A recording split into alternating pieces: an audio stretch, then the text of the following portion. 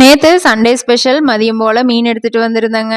அயில மீனும், சங்கரா மீனும் தான் எடுத்துட்டு வந்தேன். அயில மீன் குழம்பு வச்சுக்கலாம் அப்படின்னு சொல்லிட்டு மாங்காயும் வாங்கிட்டு வந்துட்டேன். கூடவே கத்திரிக்காய், முருங்காயெல்லாம் போட்டு வச்சா சூப்பரா இருக்குமேன்னு சொல்லிட்டு கத்திரிக்காயும், முருங்காயும் பறிக்கிறக்காக காட்டுக்குள்ள போயாச்சு.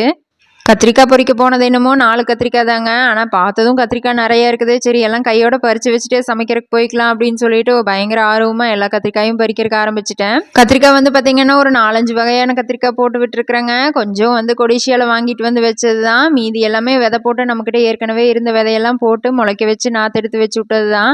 அதெல்லாம் காய்ச்சி வந்ததுக்கப்புறம் தான் எந்த கத்திரிக்காய் செடி எங்கே வச்சிருக்கிறேன் அப்படிங்கிறதே தெரியும். வெள்ளை கத்திரிக்காயெல்லாம் இன்னும் காய்ப்புக்கு வரவே இல்லைங்க. பச்சை கத்திரிக்காய் வச்சு விட்டேன். அது எந்த இடத்துல வச்சேங்கிறதையே மறந்துட்டேன். இன்னைக்கு காய்ச்சதுனா தான் தெரியும். இந்த நீல கத்திரிக்காய் இருக்குல்லங்க, இது வந்து ஒரு செடி இருந்தாலே அவ்வளோ காய் காய்க்கும். கத்திரிக்காய் பொறிக்க போனது என்னமோ மீன் குழம்பு வைக்கிறதுக்கு தாங்க. இவ்வளோ கத்திரிக்காய் பார்த்ததும் யோசிச்சுட்டே பறிச்சுட்டு இருந்தேன். இனி அடுத்தடுத்து என்ன சமைக்கலாம் இதில் அப்படின்ட்டு யோசிச்சுட்டே தான் பறிச்சுட்டு இருந்தேன். தக்காளி எல்லாமே காய்க்கிறதுக்கு ஆரம்பிச்சிருச்சுங்க. இன்னும் பழுக்கிறதுக்கு ஆரம்பிக்கல.